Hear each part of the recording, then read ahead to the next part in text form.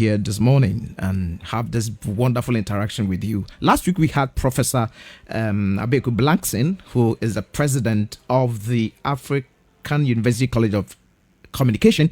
He was here to talk to us about the university education in Ghana and the challenges and the way forward. We had a very great conversation, and the feedback has been very good.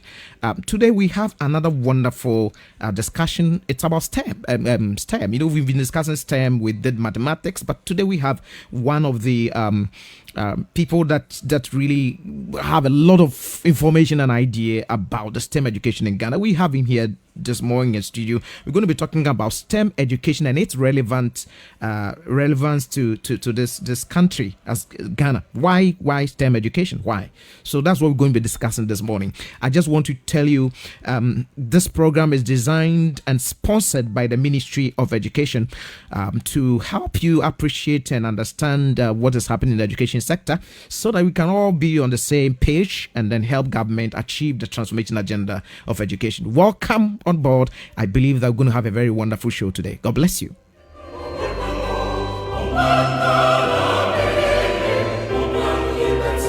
Class 91.3 FM.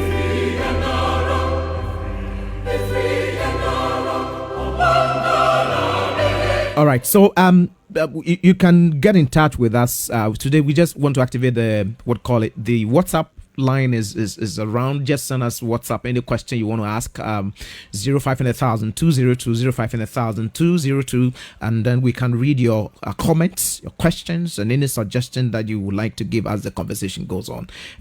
My name is Ibrahim Edu, and I'm your host for this program. Stay tuned. You can get to us on Facebook at Word Radio GH, and also at the Transformation Agenda page on Facebook, and then also on classfmonline.com or Class 91.3 FM on Facebook. God bless you. Stay tuned.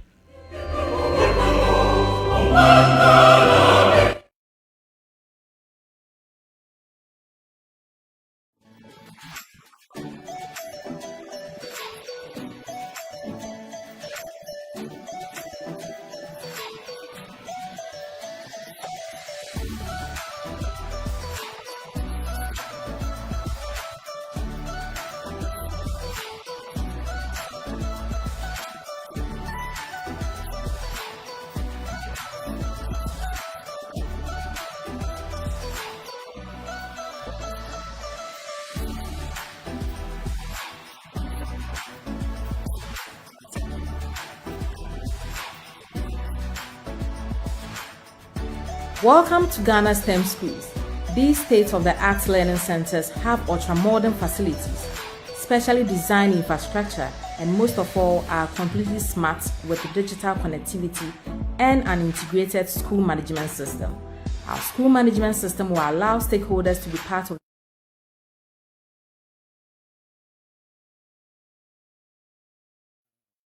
Diary. Actually, it's a segment on this program where we talk about the activities or what the minister did in the week or the previous week. And I think he did a lot of things, and a lot of things happened at the minister's office. And so, Lonsha Babio, you are welcome. Good morning.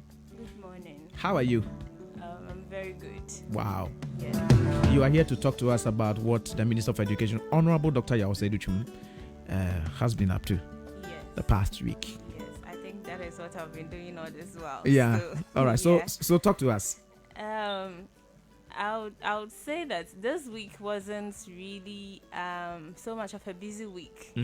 Yes, as let me say, because of the incidents that happened at Kumasi at the Islamic Senior High School, Abrepo, it really got to the minister. So it hasn't really been a week where he has to attend seminars, conferences, and all that. And he's currently working so hard with the Ghana Police Service and then with the urban roads to see how at least something can be done about the whole issue, and then also sympathizing with parents, with the staff, the heads of the school, and then the students themselves, as some of the students, were had to go to the hospital because of the alleged bullet live bullets that were fired, which are not true, actually. So yes, I think this week the minister is on that. Yes, and I think after the incident, the deputy minister, Reverend Intim Fodjo, actually went there to check on the students to see how the whole situation is being handled. So I think so far it's down. Most of the students are back to school. Wow. They are Thank okay. God. Yes. Thank God. And I think the most busiest was just yesterday, where he had a seminar on Zoom with a it was, let me say, a Ghana Community Awareness Forum. It's something that has to do with the diaspora. So how people in the diaspora, one person on this platform here belongs to one or two other groups. So you may see 10, 20, 30, 40 people. Where my dad was farming. Some of the schools. So I think this week that is what we have. This is a girls' school. All right. So thank you very much. I was there yesterday. Yesterday, I think because he had traveled, there was a whole lot of people, backload, people trying to see him. And, Ministry of Education, I think, is the second busiest ministry apart from the Flagstaff House. I don't know about the Flagstaff House, but it's one of the places you go, and it's not an easy thing. I was going there for a meeting. When the first time I got the receptionist told me the place was full. So at a point she said, "Oh, go and see, maybe there's a space." The moment I opened the door, I saw the people standing, and I just left. And then when it returned, So I mean, it's really one of the ministries that, one of the busiest ministries in this country, and they are doing so well. God bless you, Honorable Dr. Yawse Duchum. We are doing so well for this country, and then your deputy, Reverend Intim Fodjo, and our Mama, Madam Gifty Chuma. God bless you all, and all the directors of education and people around you who are helping you do what you do.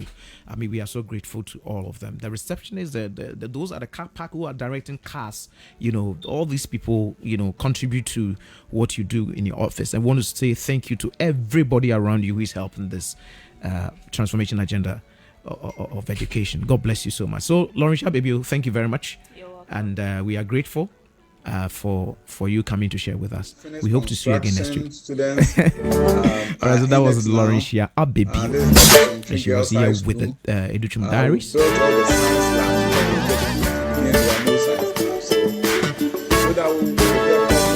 So like I said, go on Facebook, Word Radio GH, and when you go like the page, so that anytime we can, you have the alert, you are prompted that we are on, and then you can join the conversation. Or the Transformation Agenda Series page on Facebook. You can also get us on classfmonline.com or Class 91.3 FM.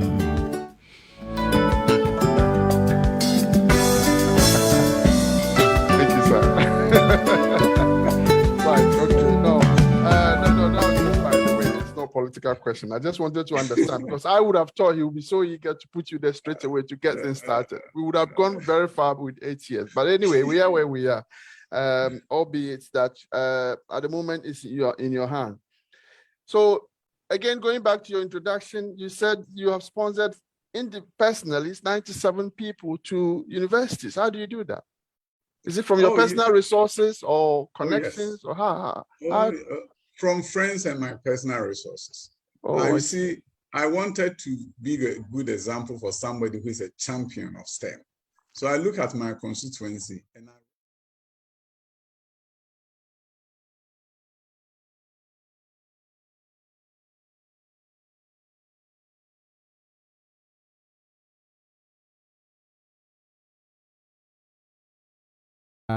Natite, Mr. Brighter for AUCC, Mr. Mustafa Idrisu, APSA,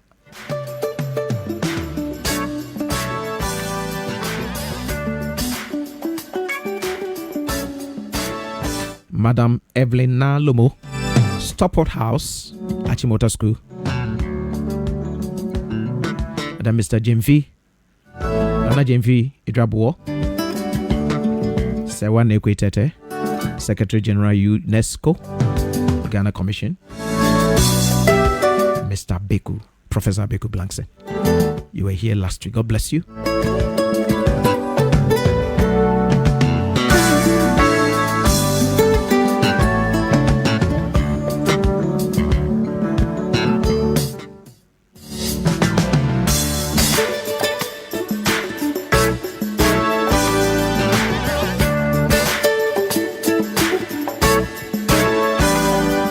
And then also Mr. Bright Richmond Okuno also passed through. So like I said, we're going to be discussing the relevance of STEM education in Ghana. And I have my guest in studio.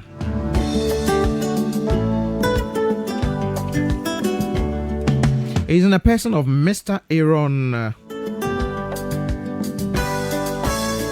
Akwaboah. And he's a strategic and innovation director, the Ministry of Education. What we are trying to do is to bring on board all these people who matter in our education sector to tell us about what's going on, the happenings. A lot of things you are seeing, there are people beneath who are doing all this stuff, and all you see is the outcome of it, but you have no idea what people go through to bring all those things to pass. And like I said, the president, His Excellency Nana Addo Dankwa Akufo-Addo, has done so much. Within these 5 years, the things he has done in the area of education is amazing. It's massive. And we appreciate him for that. It is because he has the most, dynamic people in the helm of affairs in the area of education. The minister, the deputies, and the directors of education, the teachers, and everybody who is involved in making sure that Ghana education is at that level. All right, so Mr. Aaron Akwaboah, you are welcome. Thank you so very much. It's nice having you here this morning. It's great being here this morning. It's a blessing, and you came quite early.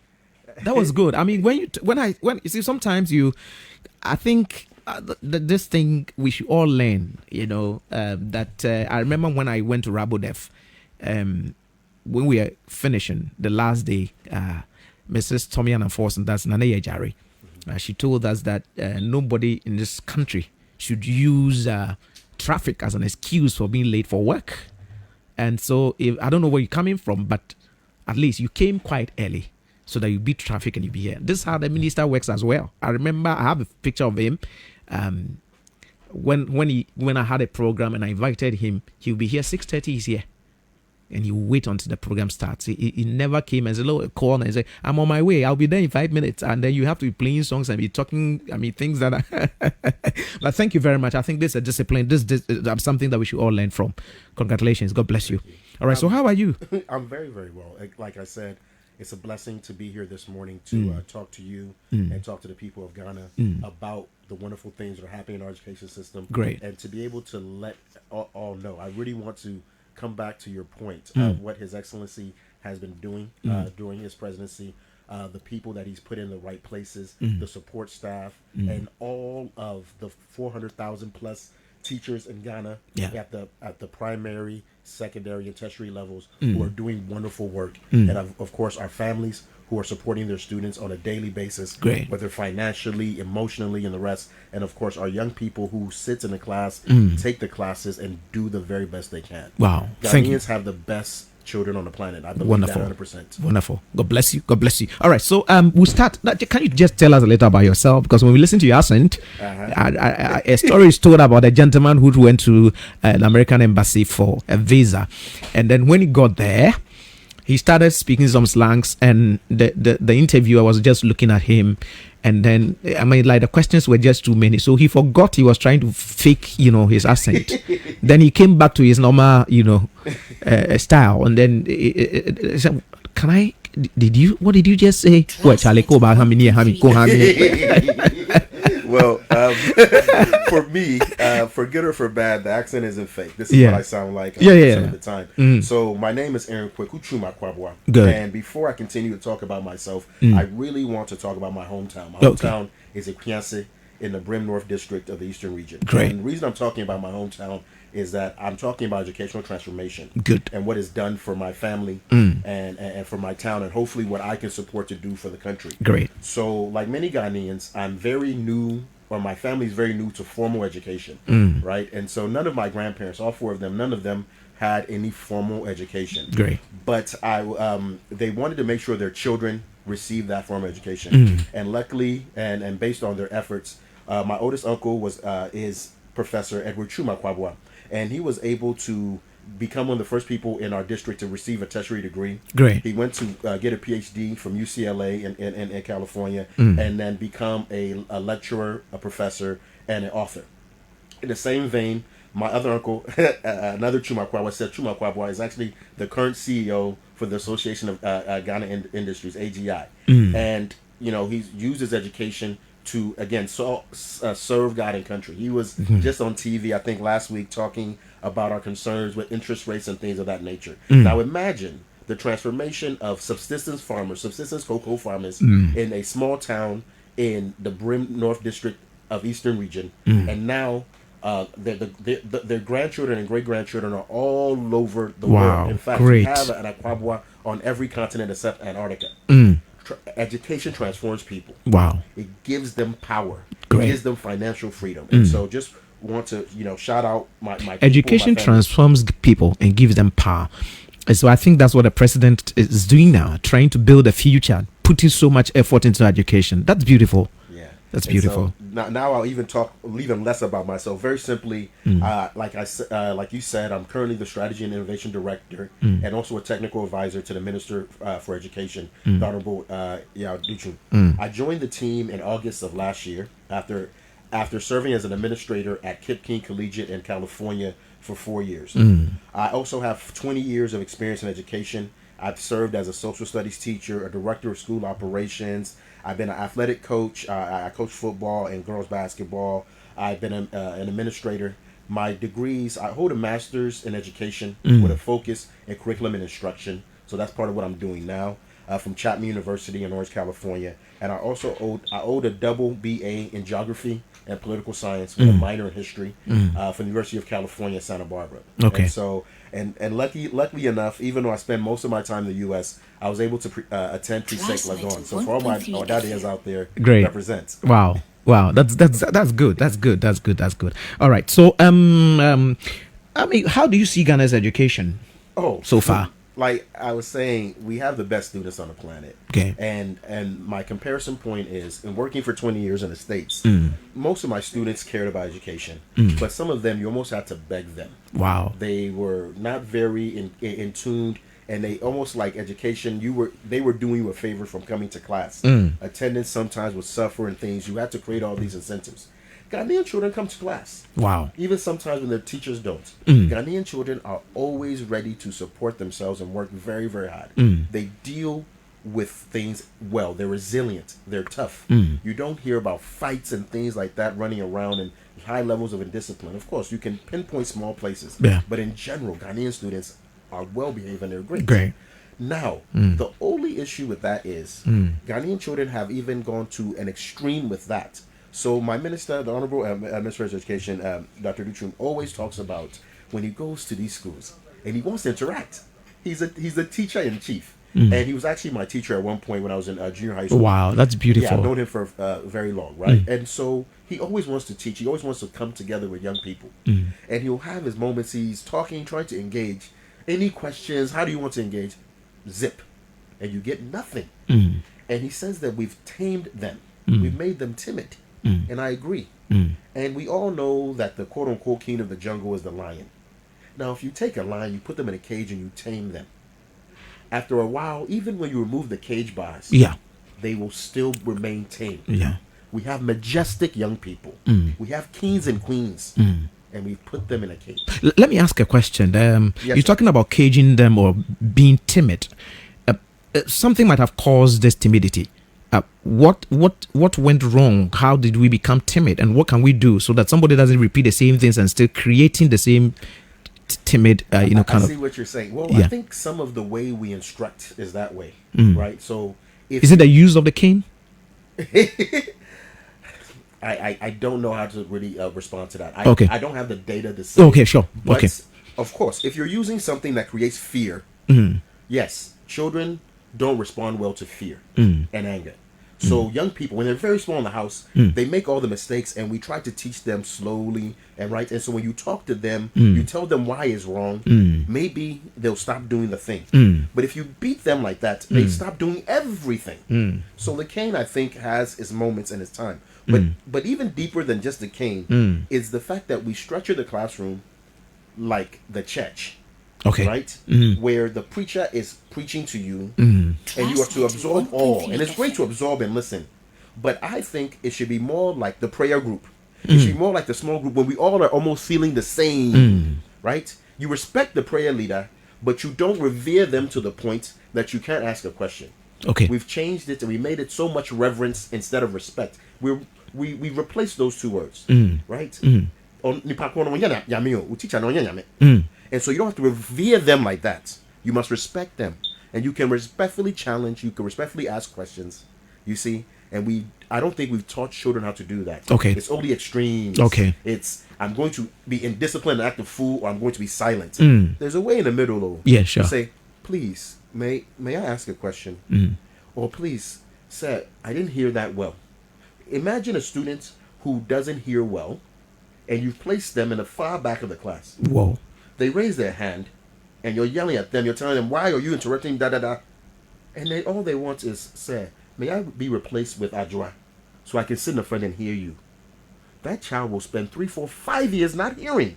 Wow. Because of our system. That's what I believe. Yeah. Okay. So let's talk about you were talking about asking you how you think about Ghana's education. I interrupted you. Yeah. Yeah, and so I think we're doing, and also so that's like a not so great thing, right? But overall, we are moving so well, right? When I think about the efforts from His Excellency the President, from the efforts from the minister, we're talking about visionary thinking. Okay. We're talking about STEM education. We're talking about bridging the gender gap. I was just at a program for UNESCO on Thursday, and we were putting together the words and ideas that we're going to present to the president so we can present to the world. And the data was astounding, where we have met the gender gap across the board. At 1.0 means that you have a gender parity. And overall, we have gender parity in Ghana. That is beautiful because Sub-Saharan Africa is always told that we don't have gender parity. So we're getting the numbers there. We are actually over-enrolled in KG and primary because of some of the overage enrollment. So we're enrolling children. I just see hope. I see greatness. And I'm telling you this, to be honest, and this is not to brag or anything, but I left a job in an organization I've been with for almost 10 years. I left my wife. I left my brother, my sister, my nieces, my nephews. And I left a job where I was making more than $100,000 to come here. If I didn't believe that there was greatness in the system, I would have not have come. Wow. And people have been doing that. Wow. You see, people are coming from the UK, Germany, US to work in Ghana. Ghanaians are coming back home. Wow. So Ghanaians at home, please understand that things are working well and we can make wonderful things happen. Wonderful. And I don't want you just to get behind us. I want you to also lead us and tell us and ask us questions so that we can make Ghana even greater. Wow. Thank you very much. Now, what's your role as the strategic and innovation director? I think the listeners can hear me laughing a little bit because no one can get the role right. It's new. It was written for me by the Honorable Minister and our reform coordinator, my boss, Enoch Hemmers Kobnet. And it's the official title is Director of Strategy and Innovation. Okay. So when you hear that, it sounds very big. But let's talk about some of the basic things I do. Number one, I work directly with the Honorable Minister and the Reform Coordinator to define the policies and drive strategic change. Okay. So we come together and say, okay, what are the focal policies that we need to push? So, for example, the STEM school authorization is something that I'm a part of. The secondary school curriculum is another initiative that I'm a part of. The things like our district managing for learning and leadership is something I'm a part of. So another piece is that I track certain results from our 2018 pre-tertiary framework and some of the results and key performance indicators that agencies are bringing out. So I help write the reports with the reform coordinator, and I, in a sense, check. We say, hey, this agency says this is our indicator, this is how we're going to do. So I work with the reform team to ensure that those things are happening. And it's not like a police person. I don't walk around, hey, you have to do this, but I'm there to support. Our group is there to support. I do a lot of research, too. So, for example, I look into school environments, and I go to schools, I visit, I see, or I get reports from people, and I want to make sure how schools are improving, how they can be improved. I also work a lot with stakeholder and community partnerships and participation. Obviously, I'm here today. I've been with NACA for a week. I've been with UNESCO. I go to Concordia on Sunday. I mean, I'm always working with some sort of partnership organization. And in fact, I'm a consultant with TTEL, Transforming Teaching, Education and Learning, which is a Ghanaian NGO whose mission is to help transform education in Ghana. And then also, I do a lot of research on educational best practices. We were talking pre-talk about not just mimicking or doing what others have done, right? So people say we should be like Dubai. Great. Let's do some things like Dubai. They have some wonderful things. I was there some time ago for 5 days. And I'm telling you, I'm not joking. In 5 days, I saw one piece of trash on the ground. And I picked it. I said, no. It's like, I was nervous, crying like, what do you mean? There's trash on the ground in Dubai. Wow. So they have wonderful things like that. But they also are a dictatorship. And they've been run by the same family for 50 years. Ghana's a democracy, you see? So we are going to have to find out what are the best practices, the things they're doing that are so well, and then we jettison the things that won't fit for us. And I also want to make sure that when I do my research and for best practice in a Ghanaian context, we have a deep embedded culture. We have, with our small language groups, we have almost 100 languages in a country, right? Although we say we have 12 or 13 official languages, we know that we have subsets and this and that. We have culture, we have ideas. And so my research is balanced on what are best practices outside, but how do they work in Ghana, and how do we use Ghanaian ideas to do those things?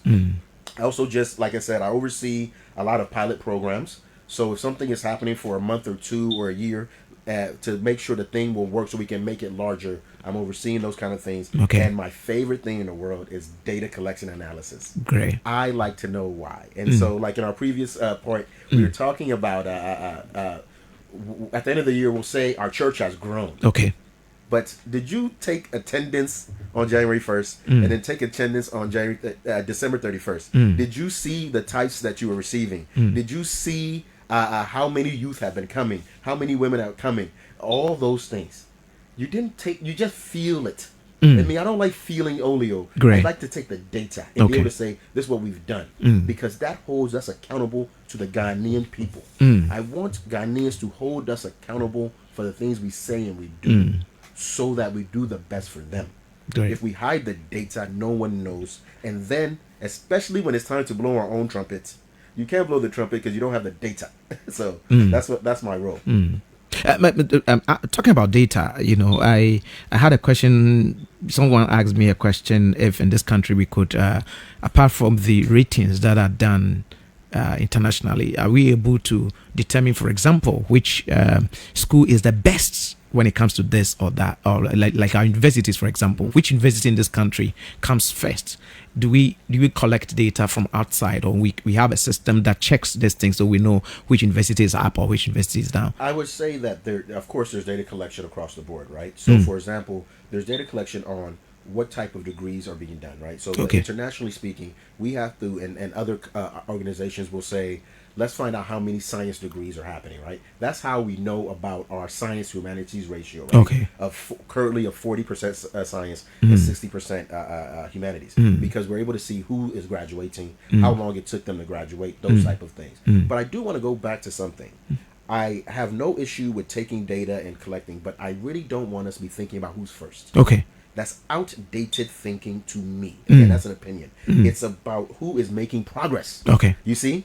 Because it's not always about being first. I think let me put it this way. So, for example, we have universities in this country that are teaching science. Let's look at science subject courses, for example. Now, so we had 5 graduates from, say, KNUST, and we are aware that 5 people have been released into the system.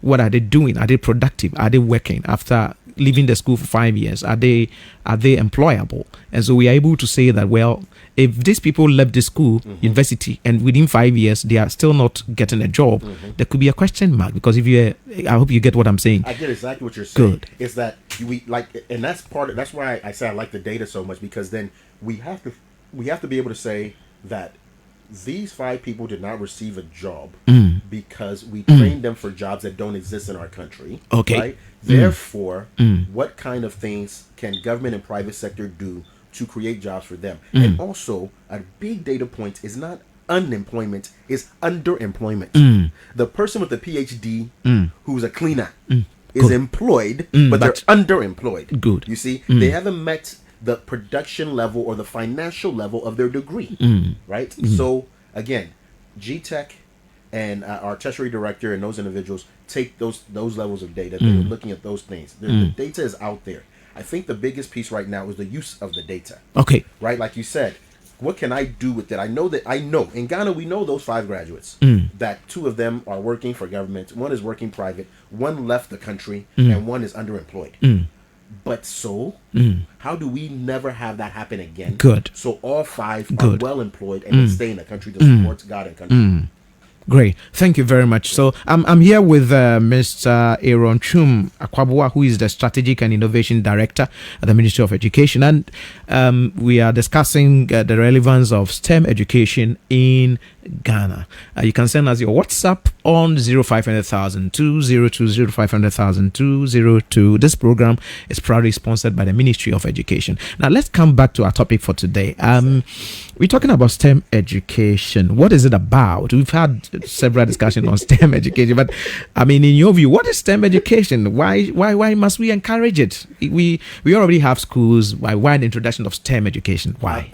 I know that the question, of course, is like on your part, is not a serious one. I think you know why. Yeah. But our job is to tell the rest of the world, Great. the rest of the country why. Good. And so I'm going to do the thing that teachers do. Good. They're going to bullet point it for you and then summarize. Good. I really want us to have a large understanding. Great. So overall, let's just, for those individuals who are not understanding what the acronym stands for, is science, technology, engineering, and mathematics. A lot of individuals now, and myself in the thinking of it, have also made it STEAM, where they add the A for arts and creativity, which is very, very important, right? So why STEM? Because if you teach STEM in a proper way, if you engage young people in STEM curricula and instruction, they don't do the simple, what is it, chew, pass, pour, and let's not forget, you see? No, because then forget means you don't use, you can't apply. Yeah. So STEM in general is to apply these things, because you're right.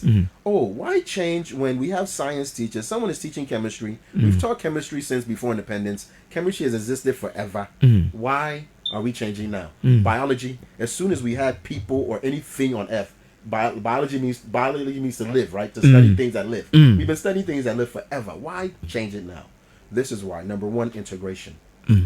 When we do instruction currently in our system and in most traditional systems around the world, you go to class A, class B, class C, chemistry, physics, those things. So you see them as just academic disciplines. They don't come together to make you feel as if there's some kind of problem to solve or some kind of idea. Okay. Right? And so STEM education brings all of these factors together. Something like as simple as going into a kitchen.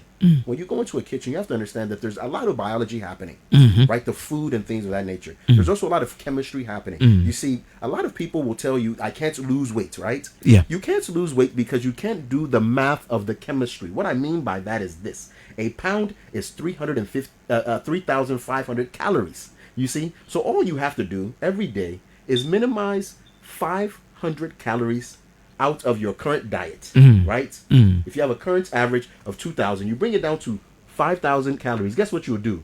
You'll end up in a week losing a pound. Wow. But people say, don't eat at night, don't do this. So STEM education makes you think like, what does my whole kitchen look like? It's not just I'm doing this separately, right? So our parents and our families and our mothers have been cooking and doing STEM all this time, right? And then you have to do the chemical reaction and heating and physics and all of these things. Seriously.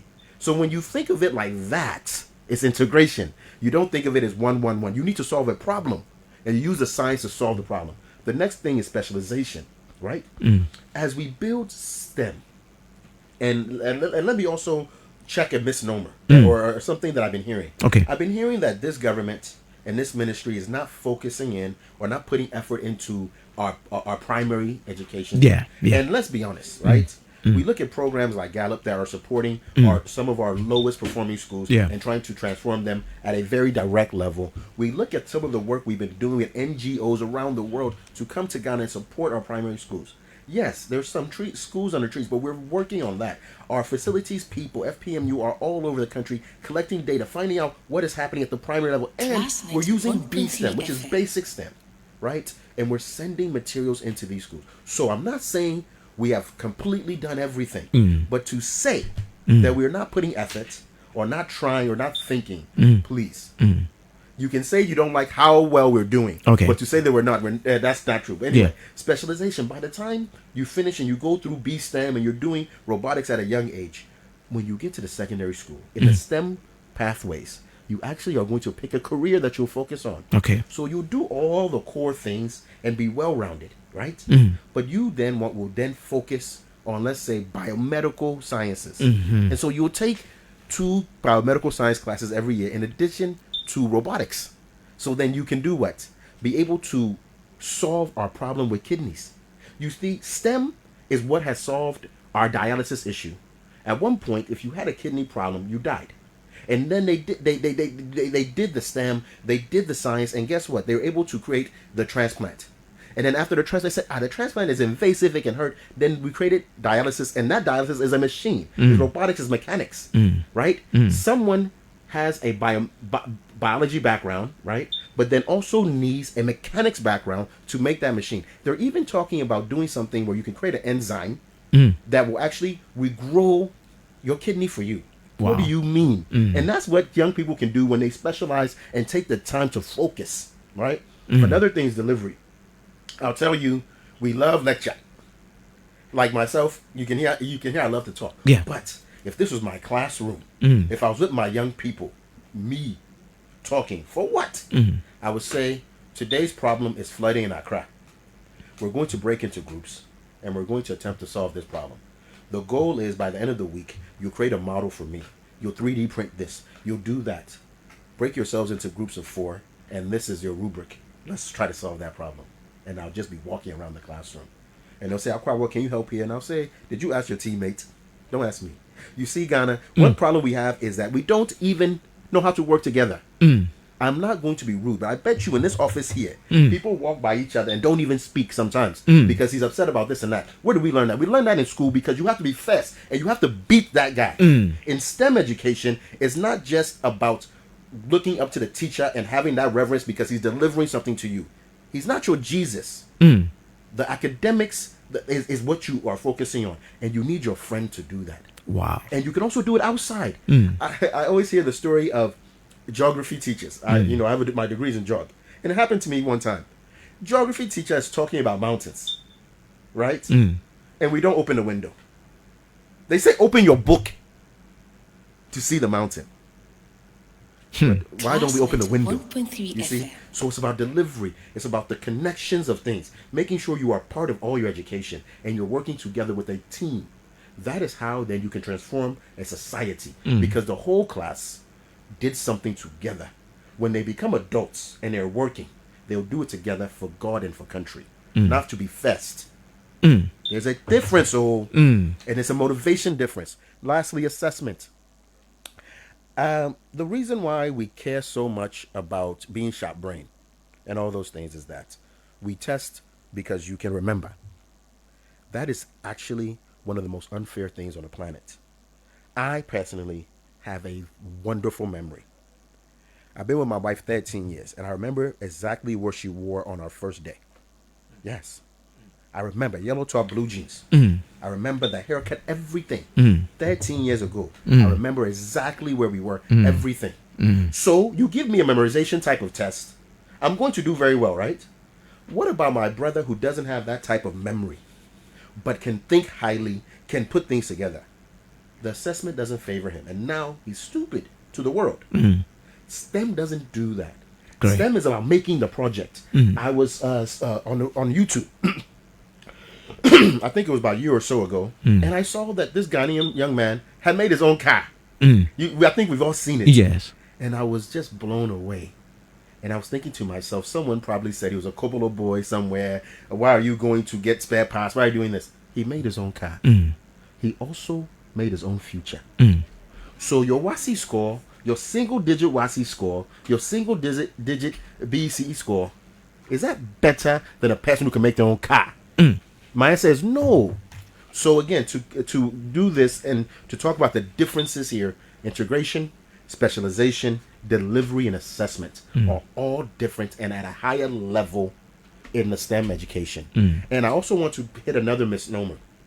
It sounds as if people are all very, very in tune with the physical buildings we're creating. And the edifices are nice. If you go to Abomusu, hey, boy, if you go to Pasenpe, I was presenting to a cabinet subcommittee. And when we presented the images for Pasenpe and some of the other schools, one of our honorable ministers there said, hey, is this for tertiary? Is it for the young people? I said, for our children. That's the level that the edifice is. Great. And all the wonderful things are happening there. But let's not just focus on that. Let's focus on the pedagogy and the curriculum that will be spread to all of the schools in Ghana. Okay. Secondary all the way to basic. We're changing the way we train teachers so they can deliver this type of instruction. We're changing the way we talk to children and talk about children so they can be ready for this thing. Because if a timid person is asked to join a group, they'll turn this way. So we're even changing our social emotional learning. We're going to bring counselors into the schools. So it's not just edifices and it's not just 10, 20, 30, 40 new schools that will change everything. It is the actual curriculum. We are going to embed a new educational DNA of STEM in this country.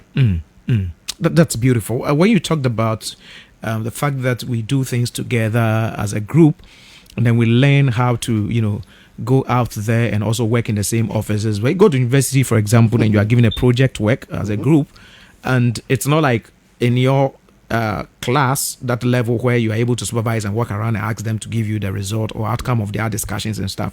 But in a university, for example, you are given the work, you are divided into groups, and each group is supposed to just present the outcome. Now you present the outcome to the lecturer, for example, he takes it, marks it, and you are giving your mark. But you realize that in a group of about 7, you have only 3 of the people in that group doing that research. 7 are not doing it. And so if they come out of school and they find themselves in an office or somewhere, the same attitude is what we're going to exhibit. So I really appreciate that point because that's a point I hear a lot. And I think about it this way. One thing that I've always said is that everything's about assessment.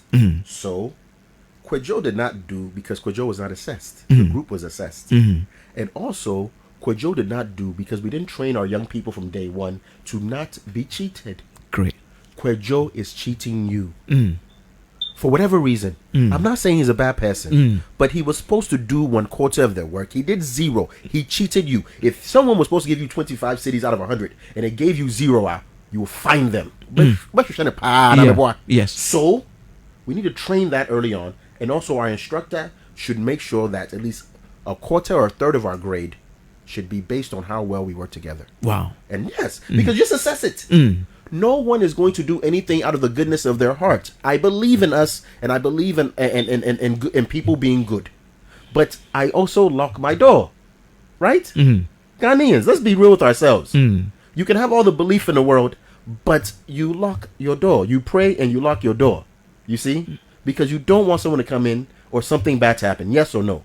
So it's about that thing. You can create a system in which all of the people in the group must work.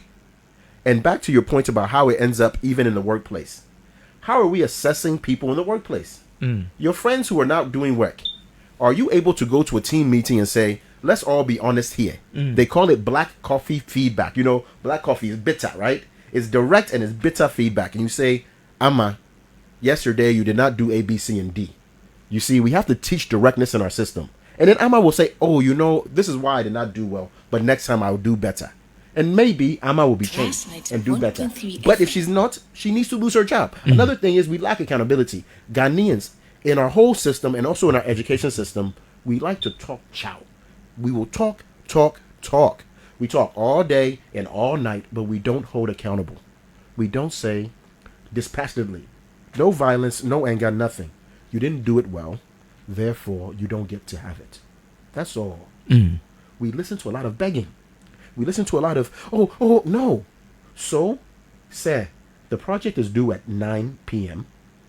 I need you to send it to me by 9 p.m. You sent it at 9:30. I'm not grading it. If I do that once, you'll never miss a project again. You see? Yeah. You'll never take your all the way down. You said I was here early. 6:20. Yeah. I was upset with myself. I told you I'd be at 6:15. Yes. I got here at 6:20.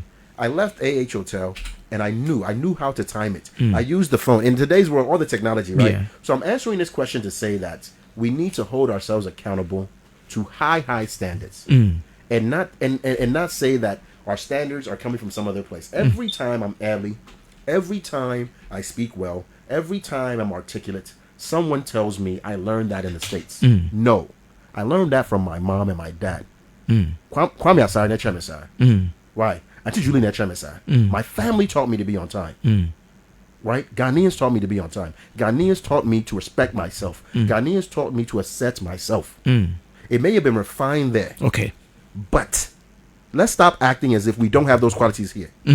Sorry. Thank you very much. All right, so I have a message here. Let me read it. It's coming from. It says. Okay, I have been patiently and attentively listening to your program. Seriously enjoying the program because I'm learning through the program. Do you know the first lesson I learned is punctuality? That's what somebody is saying. So I learned this when you were introducing your guest. Thank you very much. So my question is this. What are your efforts on making this educational get to the rural areas? So, number one, everything we're doing is for the largesse of the entire nation. Yeah. Right? Especially at the secondary level. One thing that we are blessed with is a boarding system in Ghana. So we can obviously support basic school in the rural areas and then also build strong STEM schools and secondary schools throughout the rural areas. So Abomosu is not an urban area. You see? Okay. And so this school will hold up, and when it becomes full capacity, 3,000, right? And so as we are supporting students at the basic level in the rural areas, they will meet the standard, therefore be able to go to the schools at the secondary level. So we're doing both. We're supporting there. Now, that is a bigger picture thing. In a very small sense, one thing that I know that this government has done a great job of is working on our digital literacy and our availability of doing things like the iBox and things that Semless does. And before you say, well, that is digital, therefore they don't have internet and those things. So these things you can do offline. And so the work that we're doing, we're bringing education through radio, bringing education through TV, bringing education through iBoxes and things like that are happening.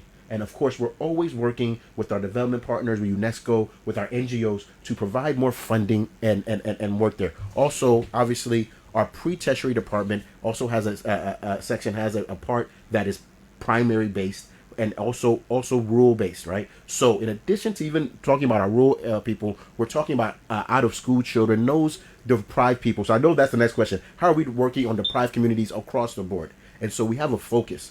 And I, to be honest, I think that every one of us in Ghana has a hometown, right? And every one of us, even their hometown has a krasi, right? Or Ukrano Ewa krasi. It has even a smaller section, right? And so we're all thinking in the ministry about what we can provide for our hometowns and towns like that.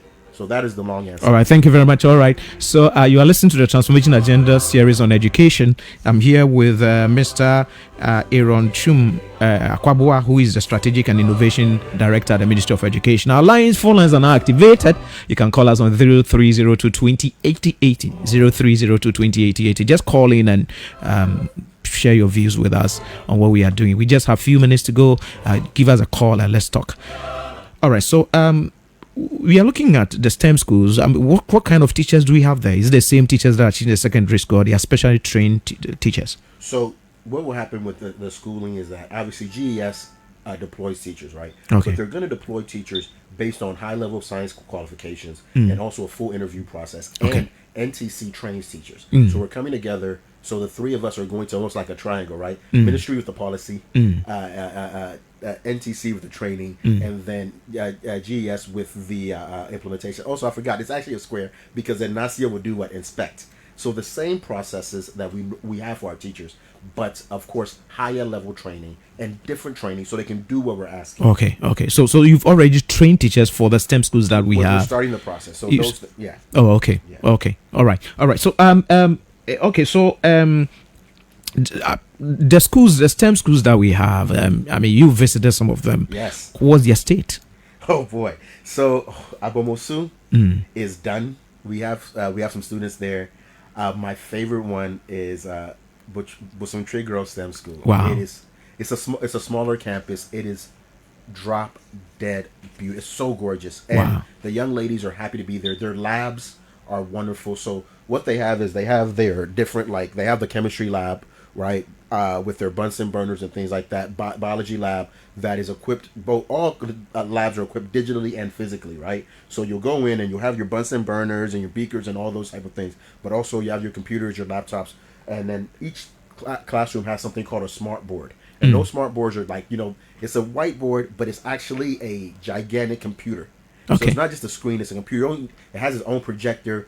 A teacher can do the PowerPoint. A teacher can, on half of the screen, you're looking at PowerPoint, you're doing a video. It has its own content built in to support teachers, training, the whole thing. Wow. Every classroom has one of those. Wow. It's just, I actually went the day, unfortunately, of Honorable Minister's mother's funeral. I went that Sunday. I left early just to go sit and look and feel the place, almost by myself, to see it. So that one is wonderful. Abu Masu's is done. Pasimpe, I haven't gotten a chance to go all the way, but I've seen the pictures very well. Like I talked, the edifices, the size, the scope. It just makes young people feel like they're worthy. You see, when we invest like that, someone will say, they care about me. So the physical state is great, right? But also the way we're connecting them. They're going to be actually smart schools. So a teacher can say, let's go outside. And they'll take their laptops. We'll be in small groups and we'll do the work. We can take our camera from the laptop and someone is flying the drone. We record it and then we can tell how fast it's going by the different things. Like, for example, you could go outside and just take a look at the shadows of a tree, because once you can actually tell the height of something even by imaging through measuring the shadow. You measure the shadow, you do some other work, and next thing you know the aperture, which will then give you the height. They're doing, like, it's gonna be wonderful physically, right? We're looking to build 40 of those institutions. Now, if you build 40 of those institutions, and at their largest capacity is 3,000. That is 100. If my math is correct, I hope it's 120,000, right? Which would be about 10% of the current high schools right now. So within the next 5 years, we're going to be able to add more students, and even if we don't add more students, we'll be able to support the students who are coming in. Like Minister talked about, we can do away with double tracking at the secondary level. I see the recent enrollment to the Free Senior High School. A lot of the students opted for science, and so I'm asking myself, if in 2022 a lot of these students opt for science, to the STEM schools. Can I talk about that? Yeah, sure. So not just the enrollment, but a question that we had in the pre-conversation is like, what do we stand to gain? So, number one, economic growth. The students are opting for science because that's where the interest and the joy is, but that's where the jobs and the money is. Right? So, for example, for every STEM jobs in the world right now, there's only one taker. Imagine, wow. For every 2 STEM jobs, there's only one taker. And even the gentlemen and ladies who are here right now are STEM people. If we don't have them doing the background work, making sure everything is set, if someone isn't checking on the website for you, if someone isn't recording this, making sure these cameras work and all of this STEM stuff, what do we have? You see? So, but there are people sitting at home who say, I want to be a trader. I want to be a janitor. I want to be things that are not STEM related. There's millions of you won't get a job. So the children want a job. And also, let's talk about countries, not just individuals. Talk about countries. Where was India in 1947 when they received independence? Where was Singapore? Where was Malaysia? Where was Rwanda in 94 after during the genocide? Where was UAE 50 years ago? We have cohorts from 1945 to 1970 who received independence, and they've used STEM to push their economic transformation, and they've used education. How did the United States get to the moon? They said in 1961. The president of the United States, John F. Kennedy, said, before the end of this decade, we will put a man on the moon. By 69 summer, they put a man on the moon. And they didn't just talk. They used STEM and science education to ensure that they spend more money at their primary, junior, secondary, and tertiary levels to ensure that happened. Bill Gates, Paul Allen, Steve Jobs, all of those people directly benefited from that because they were doing what? In school at that time. The science investment changed them. So economic transformation, that's one. Another one is this: sustainability. We are unable to conserve our environment because we use up all our things, because we don't have scientific ways, right, to not use everything all the time. We don't have scientific ways to do it properly, at least currently, at a high level. So we can reduce the way we spend our fossil fuels and things like that. We are now in a trap. We are in a trap because even as a petroleum producing country, we still rely on a lot of petroleum from outside of the country. My car is a diesel. When I came to Ghana in August, it was not even 6 cities. Now 12.1. How much did the city grow in that time? It didn't grow in double though. So now I'm paying double for petrol. But if we have STEM people, if we have the appropriate scientists who are looking at that problem, they can create a new fuel. Right? Biofuels. We grow a lot of maize and corn in this country. There are people using maize to make fuel, and we're sitting around dependent on petrol, right? Sorry, I can go on. Yeah, you can go on and on. That's Mr. Aaron Chum Akwabua, who is a strategic and innovation director at the Ministry of Education. It's been wonderful. He's come to break things down for us to appreciate and understand what government is doing. I believe that you've learned a lot. Someone sent a message all the way from Nigeria. He said, well, the first thing he learned was punctuality. And that alone is a blessing. I believe the other people, if they had the opportunity to even call us or send us a message, they were going to say the same thing that someone said. I want to say a very big thank you to my producer, Mr. George, Uncle George. I call him Uncle George. Very great gentleman who sacrifices every morning Saturday to be here to make sure that everything. I thank also my brother Emmanuel. I call him Yima the Great, who makes sure that we are live there, and all the people around. Lauren Baby was here to give us the Educhum Diaries, and then Lady Pastor Vanessa Abe, who's been monitoring us on Word Radio GH. I want to thank everybody who's tuned into Class 91.3 FM today. I believe you've learned a lot, and God bless all of you.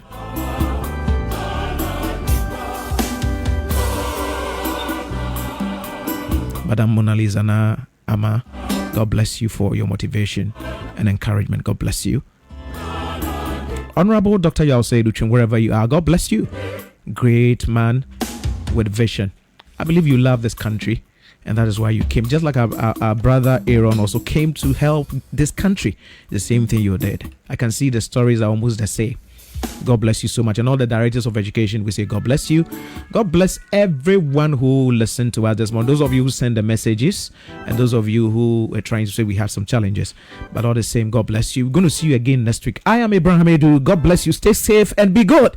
Bye. Bye.